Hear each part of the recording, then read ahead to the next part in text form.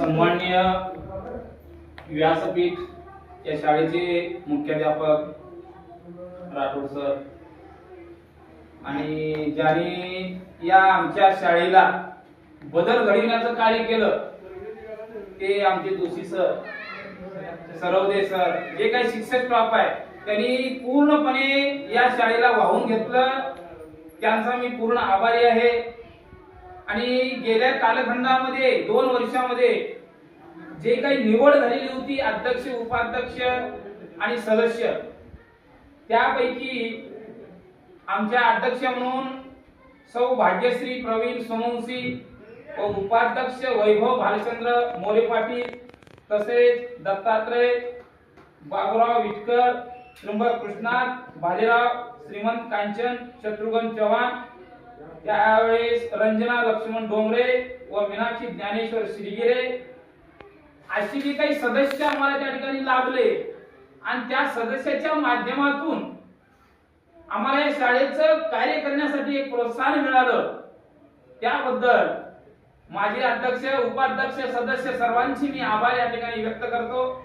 आणि आता नवीन जी काही शालेय शिक्षण समिती व्यवस्थापनाची समिती निर्माण झालेली आहे त्यामध्ये मला वास्तविक पाहता इथं सगळं निवड जी झाली अगदी खेळीमिळीच्या वातावरणामध्ये झाली. वास्तविक पाहता तसं म्हणलं तर बिनविरोधच मला या सर्व सदस्यांनी निवडून दिलं. त्याबद्दल सर्व सदस्यांचे मनपूर्वक मी आभार व्यक्त करतो. आणि सर्व सदस्यांना पुन्हा एकदा मी विनंती करतो की जसं आम्ही मागील अध्यक्ष उपाध्यक्षाला जशी साथ दिली तशी साथ आम्हाला तुम्ही सर्व सदस्यांनी व पालक वर्गाने द्यावं. आणि तुमच्याच प्रोत्साहनामुळे आम्हाला शाळेचं काम करायला प्रोत्साहित व्हावं एवढी मी भावना व्यक्त करतो.